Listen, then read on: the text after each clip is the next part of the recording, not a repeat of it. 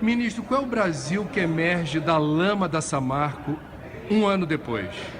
Não é um Brasil que nós gostaríamos que emergisse. Nós gostaríamos que, através daquela tragédia criminosa, surgisse um Brasil que pudesse fazer com que tragédias como essa não acontecessem novamente.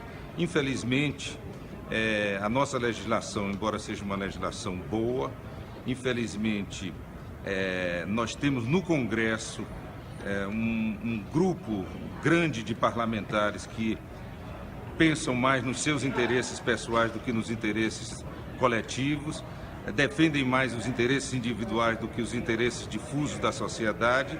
Enfim, nós estamos ainda, no que diz respeito às ações do Ministério do Meio Ambiente, nós tomamos tudo aquilo que poderíamos tomar de precaução, cobranças, e é importante dizer que não é o governo que tem o dever de fazer com que o reparo dos danos eles aconteçam. É a empresa, a lei é bem clara nisso.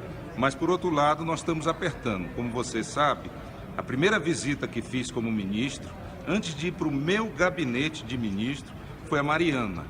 E conheci pessoalmente toda aquela tragédia, percorri o Rio, conversei com pessoas atingidas. Aquilo foi uma tragédia que tirou referências, acabou com um bioma importante, com uma bacia importante.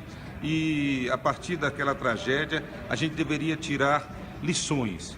Infelizmente, essas lições, elas estão sendo tiradas, mas elas não foram ainda incorporadas ao dia a dia do Brasil. O senhor se manifestou contra o acordo firmado entre a ex-presidente Dilma, os governadores dos estados do Espírito Santo e Minas e as empresas envolvidas. O senhor tomou partido junto com o Ministério Público por achar que esse acordo não era legítimo. Entretanto, o acordo está homologado. Qual é a posição do governo, mais particularmente do Ministério do Meio Ambiente, em relação aos desdobramentos desse acordo? Olha, eu fui contra pelos motivos que o Ministério Público apontou. Falta de participação, falta de uma transparência maior da sociedade, dos atingidos. No entanto, esse acordo foi homologado pela Justiça e eu, quando assumi o Ministério, ele tinha acabado de ser homologado pela Justiça. Portanto, o que eu fiz? Determinei aos órgãos do Ministério, a presidente do IBAMA, que fosse participar ativamente, convoquei a primeira reunião lá, coloquei a sociedade civil, coloquei os índios e agora o IBAMA está cobrando dentro do acordo as providências que estão delongando. Mas é lógico que o que nós queremos, acima de tudo, é que esse reparo seja feito. Primeiro as pessoas, depois o meio ambiente. O que explica o fato do Brasil, tendo uma das legislações ambientais mais modernas e sofisticadas do mundo, um ano depois dessa tragédia, não haja ninguém preso, nenhuma multa pesada tenha sido ainda paga? Por que isso está acontecendo?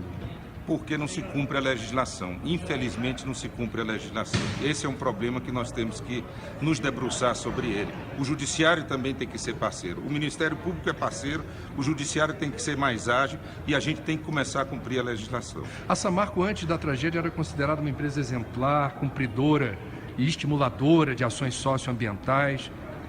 Qual é a avaliação que o senhor faz do papel assumido por essa empresa do momento da tragédia até hoje?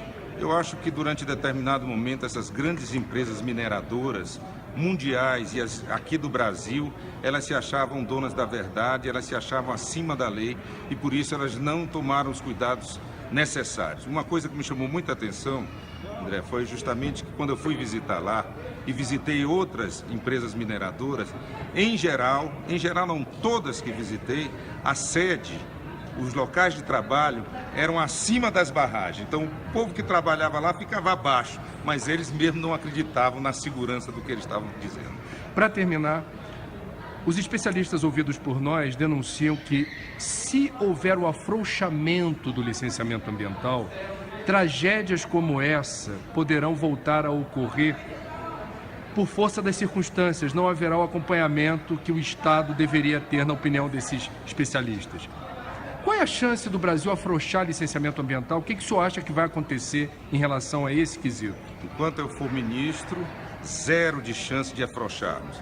Nós vamos tentar desburocratizar, tirar algumas contradições, mas jamais afrouxarmos. E no que diz respeito à legislação da atividade minerária, eu mesmo fui o relator como deputado de um grupo de trabalho criado pela Câmara, um grupo externo de trabalho, e nesse relatório a gente propunha uma série de mudanças. A principal delas, bem resumidamente, é o seguinte: até então a legislação privilegiava a atividade de mineração em detrimento das populações.